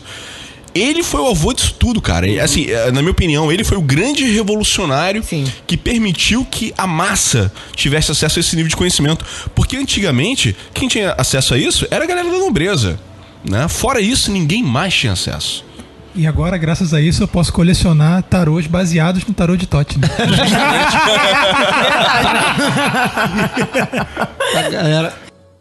There is a veil. That veil is black. It is the veil of the modest woman. It is the veil of sorrow and the pall of death. This is none of me. Tear down that lying spectre of the centuries. Veil not your vices in virtuous words. These vices are my service. Ye do well, and I will reward you here and hereafter. Antes da gente fechar, acho que a gente falou das 3 coisas mais legais que a gente podia falar aqui, mas tem muita coisa bacana que aconteceu no século XX. A gente tem o voodoo gnóstico, a gente tem o Grant falando com ET, a gente... Aniquilou. Olha, detalhe, podia ser o ET Bilu, hein? Podia ser o ET Bilu. Quem quer falar do Grant aí?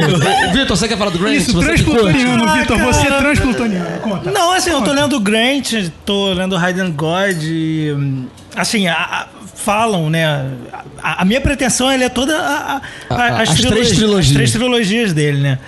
E falam que a primeira, que é o Revival, o Hidden God e o Cults of Shadows é muito boa. Na segunda ele começa a pirar, e aí na terceira, além da Zona Malva, do Nono Arcano, porra, ele tá muito enlouquecido. Isso daí é culpa de Cthulhu, Yogi Sototti, cara. É só essa porra, entende? Então, por exemplo, eu tenho lá em casa um livro que eu ganhei de um alemão, tá em inglês, não tá em alemão, Necronomicon Gnosis, cara. Caralho. É um livro de práticas gnósticas baseadas nos Old Ones do Lovecraft, maluco. Eu ainda vou praticar aquela merda. A gente pode fazer um grupo de estudo daquilo ali depois. Top, hein? Bora. Top. Eu topo também, que eu já comprei.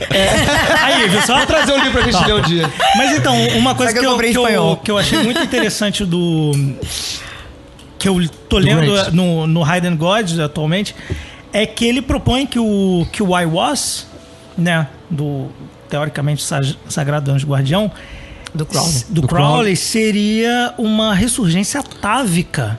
I was. Entende? Sim, Eu falei, sim, sim. caralho, eu bolei o cabelão. eu bolei o cabeção, eu falei, caralho. Mas você nunca tinha percebido isso? Não. É o I was, I knew it e I had it. Sério? é sério, isso não é Isso é brincadeira, sério? não. Isso aí não é I brincadeira. was, I had it and I knew it. Claro, isso. Tchá, tchá, tchá! Obrigada, me deixou surda. Obrigada, Flávio. Podcast, ele faz isso, cara. Tô surda. Bacana, valeu. Mas, bem, o meu interesse no Grant é basicamente O primeiro, o Revival. né? Túneis de Sete. Túneis de Sete, fazer lá aquelas viagens boladas.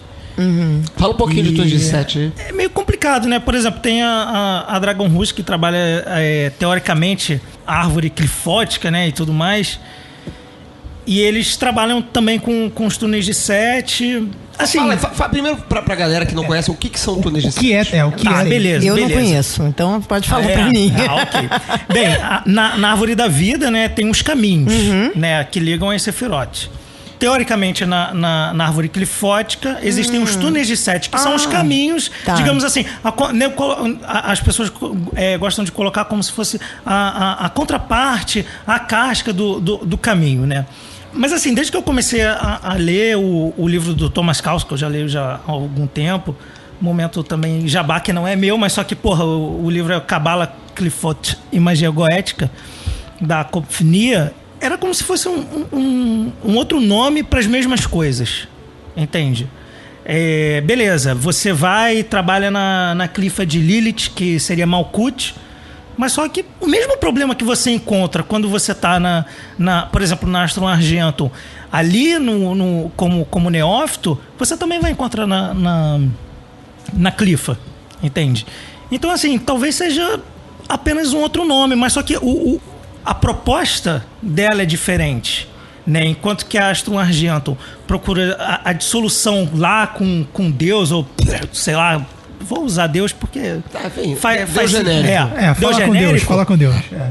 A proposta da Dragon Rouge é você tornar-se um demiurgo.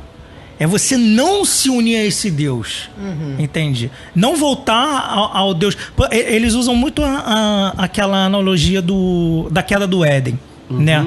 Ah, beleza, tinha Adão e Eva tal, e eles foram expulsos do paraíso.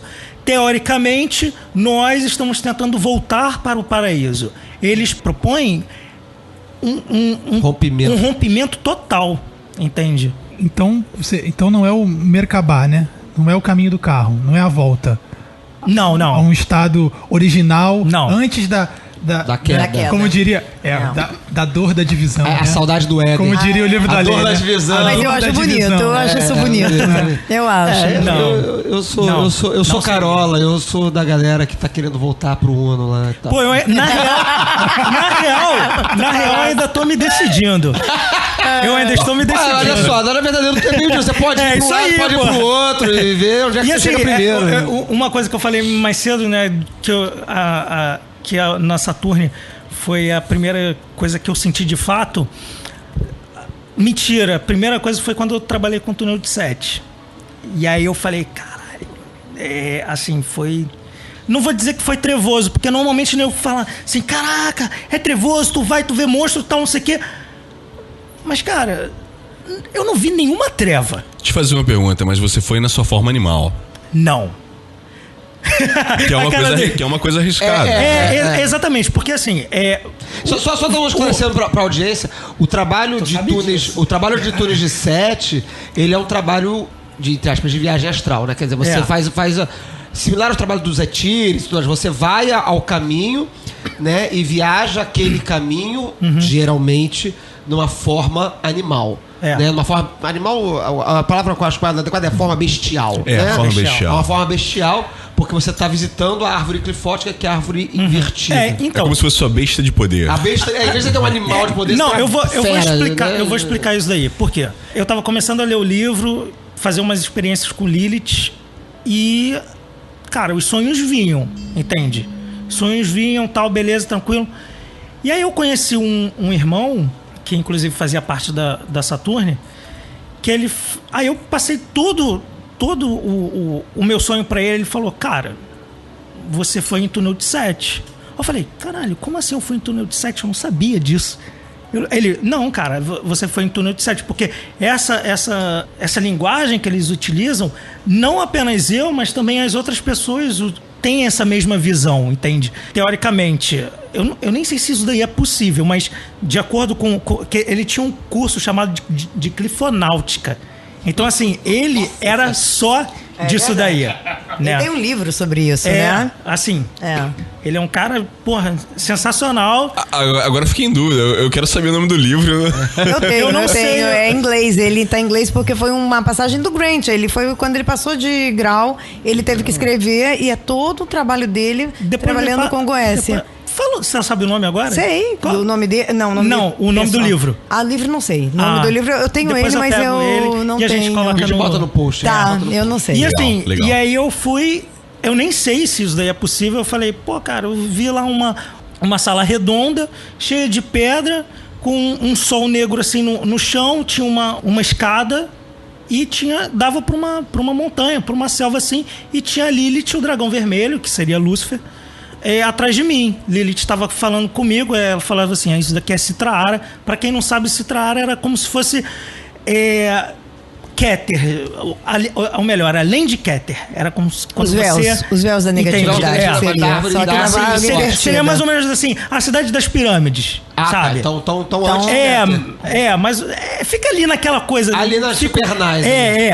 Então, assim... Ali na esquina. Ali na casa, né? E aí eu falei... Quebrada. Aí eu falei assim, caralho, cara, tive isso daí, esse sonho, por isso que eu não tava em forma bestial. Aí ele falou, cara, tu foi em um dos túneis que dá Tagarion, que é a contraparte de Tiferet, né? É o sol negro da árvore clifótica. E eu falei, caralho, que foda. E eu tive outros sonhos e tudo mais. E assim, eu acho fantástico. Mas você tá trabalhando no sistema do Dragon Rouge também? Né? Não. Atualmente eu não tô trabalhando. Porque assim, eu tô decidindo se eu subo. Exatamente, estou aí vendo. Porque assim, exatamente. Até hoje o nego não sabe se a árvore clifótica, né? Se ela é uma outra árvore, se ela é pra baixo, se ela é pra cima, se ela é pro lado. O nego não sabe qual é a origem dela. A galera... Cabalista? Os cabalistas não falam isso daí. Não falam. Não falam. Porque não tem experiência também nisso. Entende? Então, assim, o Carlson, ele coloca duas teorias de como surgiu a árvore clifótica. Uma de um cara chamado Isaac Hacohen, que é o Tratado Elementar de Esquerda, alguma coisa assim, que eu não consegui em inglês. Ai! Tratado... Aí, o Pedro agora, ó. Foi a merda. Eu tô testando essa parada do sigilo do susto. Calma. Olha, você perdeu a oportunidade. Mais uma vez por podcast, cara. Proíbe isso, Levi. Porra, na sua casa, cara. Volta pra árvore da esquerda aí. Essa árvore comunista quebrada. Então, assim, o Tratado Elementar da Esquerda desse cara, eu não consegui ele em inglês, só tinha hebraico. Caralho. Só tinha hebraico. E você? O que você fez? Eu não li, óbvio. Eu chorei. Copiosamente sobre os pais. Pega que a gente traduz. Beleza. Joga no Google. A gente manda pra alguém que já tá Vamos pesquisar isso. E uma outra de um cara chamado... Tem dois caras que falam isso, que é o Natan de Gaza e o Shabbatai Zevi, que eles falam que quando a Ein Sof quis limitar-se para gerar a árvore da vida, ao mesmo tempo havia uma coisa que não queria essa limitação. Mas só que para rolar um equilíbrio, ela teve que também fazer uma árvore. Dentro da perspectiva da árvore da vida, da história da árvore da vida, assim, da narrativa da árvore da vida, isso é absolutamente coerente, né? Quer dizer, ela toda se propaga em emanações de equilíbrio, né? Então, a partir do momento que ela propõe a emanação de Keter, a partir do ilimitado, né? Da luz ilimitada, é razoável você imaginar que parte da luz ilimitada, não queira se limitar. Ideia Luísa Talmiel. A Talmiel. Só pra saber, essa reflexão, ela é de quando? Isso é... O quê? Essa leitura... Dessa galera? Maluco, é de uma galera muito velha. Assim, eu não sei data, mas se você procurar Isaac Racoin e Shabbatai Zevier, é de uma galera muito velha, século, XVI. Da época do Renascimento. E assim, é porque lá fora, né, quando... Só para os nomes. É a Thoughtful Light, que é a chamada luz pensante, que queria que ocorresse a manifestação da árvore da vida, e a Thoughtless Light, a luz não pensante, que aí acabou gerando a árvore clifótica. E a Dragon Rouge, você sabe de quando que ela se organiza como grupo? Cara, sistema? como grupo eu não sei, mas só que tem como é que fala, um episódio muito cômico que lá na Suécia, que ela é da Suécia, e assim, eles fizeram um batizado ou um casamento satânico. E, porra, caraca, nego propagou isso daí na Suécia. Como assim? Que porra é essa? Tal, não sei o quê. E aí era mais ou menos a manifestação externa da Dragon Rouge, ou começando ali, né, com o Thomas Carlson e aquela galera que tava ali perto. É tipo uma eclésia deles. A manifestação religiosa do... Cara, eu não sei. Eu não sei, porque assim, o trabalho dela, eu comparo muito com o da Astro Argento, que é da auto-iniciação. Entende? Tanto é que você não precisa ir no templo, essas coisas todas. Tanto é que, porra, se tu quiser se filiar e galgar os graus, tu consegue através de cursos que tu vai, paga e eles mandam pra você. Na verdade, isso lembra muito mais a Mork, né? Tem isso daí também. É uma das coisas... Você recebe monografia em casa, não precisa ir no templo. Exatamente. E tal. Mas eles têm templos. Eles têm templos. Tem templo na Itália, na Suécia... Acho na Suécia que é a mãe. Só pra situar, acho que na Suíça também. Só pra situar aqui, eu fiz uma pesquisa rapidinha aqui nos arcanos secretos ocultos da internet. Registros acásticos. Dos registros acásticos. Só uma coisa, os 3 primeiros graus, o Lilith, Gamaliel e... Porra, qual o terceiro? Enfim, os 3 primeiros graus você encontra na internet, tá? Tá. Então, só pra localizar a Dragon Rouge no tempo, já que a gente tá falando de coisas contemporâneas, o Thomas Carlson, ele funda a Dragon Rouge em 89. 1989. Bem recente. 1989. O ano que eu nasci, hein? E olha só. Eu achei até esse tempo que ele tá dizendo que ele é nascido em 72 e em 89, então ele tava com 17 cara, anos. falam que esse livro aqui, ele foi o trabalho de monografia dele.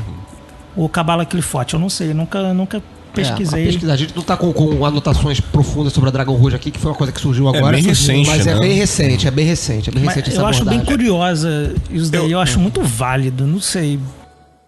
There is a veil. That veil is black. It is the veil of the modest woman. It is the veil of sorrow and the pall of death. This is none of me. Tear down that lying spectre of the centuries. Veil not your vices in virtuous words. These vices are my service. Ye do well, and I will reward you here and hereafter. Eu acho que outro grupo também que é interessante citar aqui, fugindo um pouquinho da Dragon Rouge, mas falando de cores também, né? O Le Couleur Noir. Era o trabalho do Berthiaud. Isso, é um trabalho bem interessante, né? Da UTOA, e tem o Le Couleur Noir e o Corazon Club e tal. Primeira pessoa que eu ouço falando corretamente o nome. Eu falo logo Serpente Negra, que se foda. É porque a Serpente Negra me lembra sempre o negão do WhatsApp. Olha o cara, É melhor não saber. Olha, eu conheci como Cobra Negra. Como Serpente você já foi mais, né? Mais chique. Mas aí o trabalho do Berthiaud é o trabalho de voodoo dele. Gnóstico. Que ele mistura a parte de gnose com voodoo e um pouco de Telemann, né?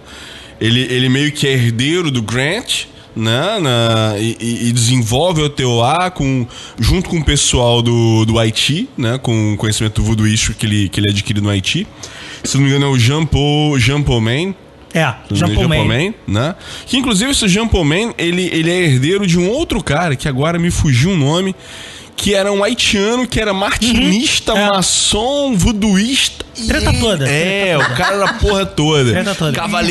Cavaleiro Coin. Porque esse cara recebeu a iniciação do Martinez de Pasquali, que foi o cara que deu origem aos sacerdotes eleitos Zelus Coin na França.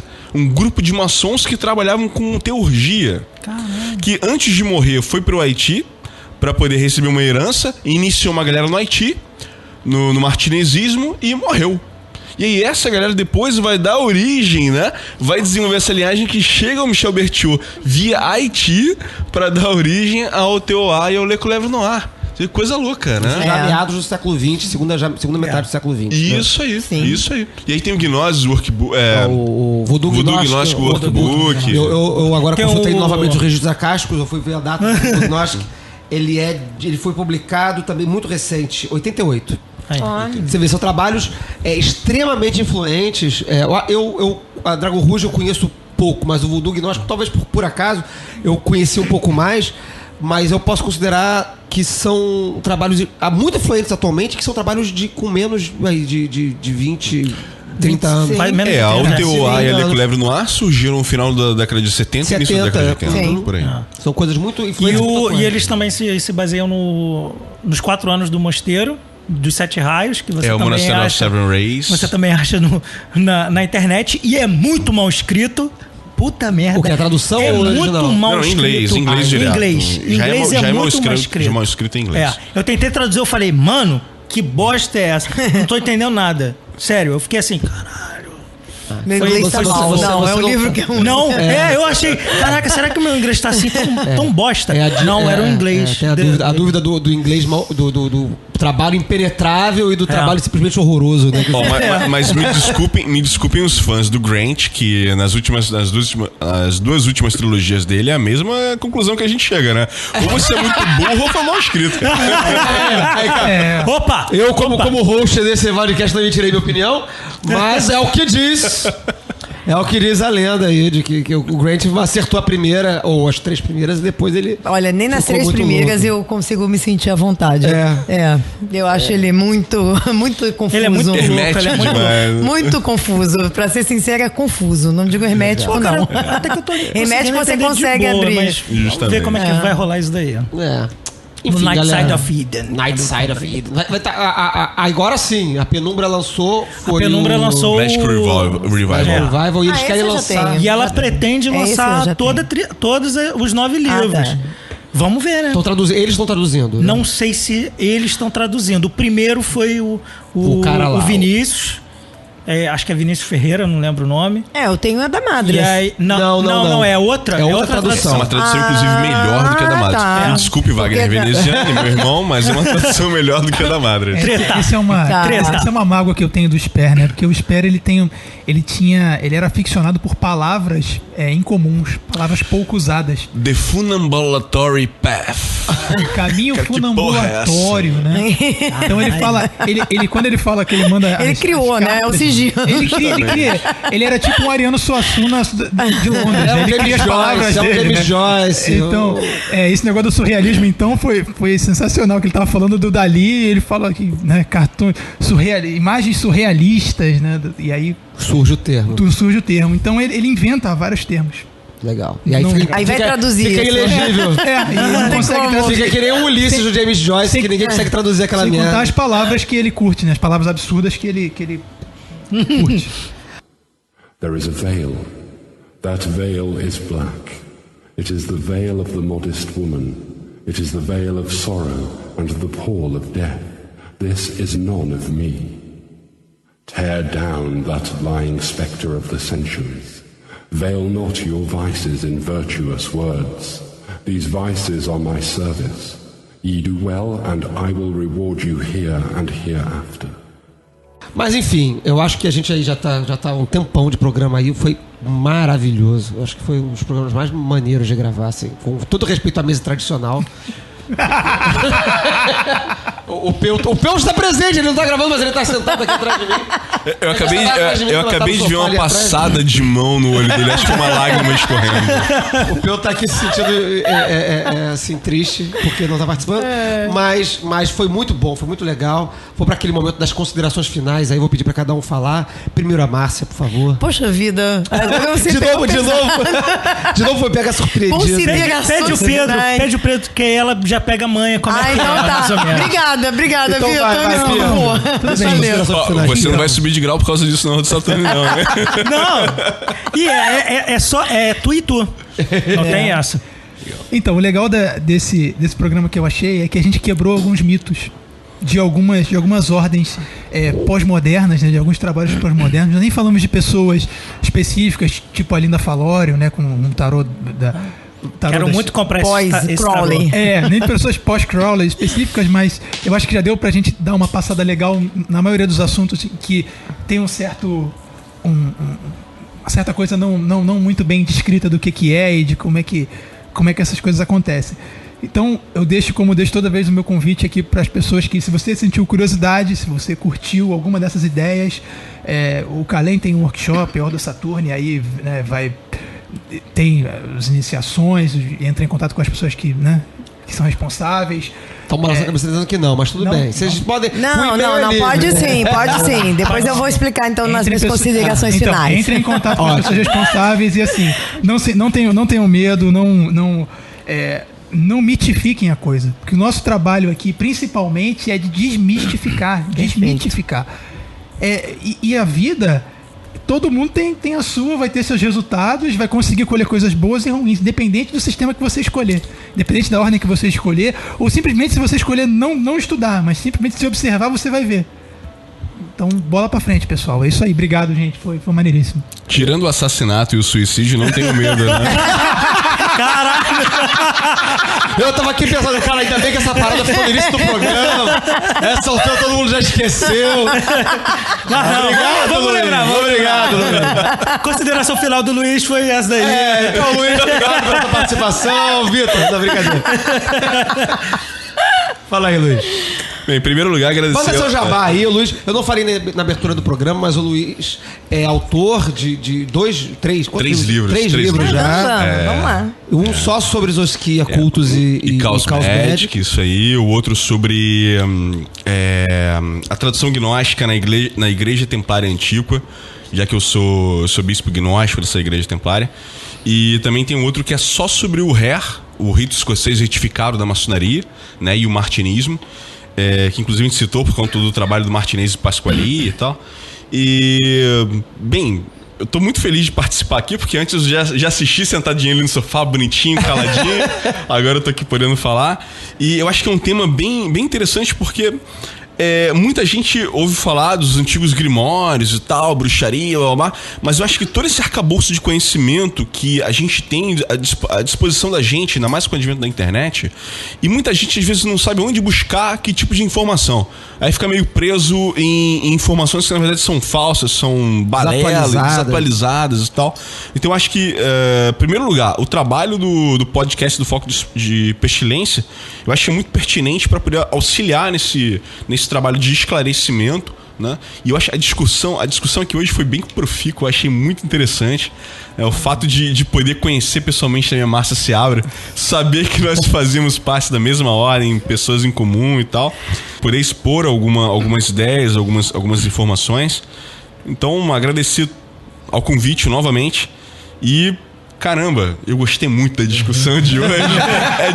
É difícil encontrar pessoas que, se disponham e tem, em primeiro lugar, as informações e o arcabouço necessário para poder discutir os conhecimentos que a gente discutiu aqui hoje. Estou muito feliz mesmo. Obrigado. Vitor? Bem, eu faço parte um pouco das palavras do Luiz também. Gostei bastante da discussão. Agradeço ao pessoal do Calem também pelo convite. Eu acho que eu só tenho uma... Pra essa galera... Porque assim, normalmente magia... Caraca, porra, vamos chamar Satanás, né? Essa coisa assim. E parece que, por exemplo,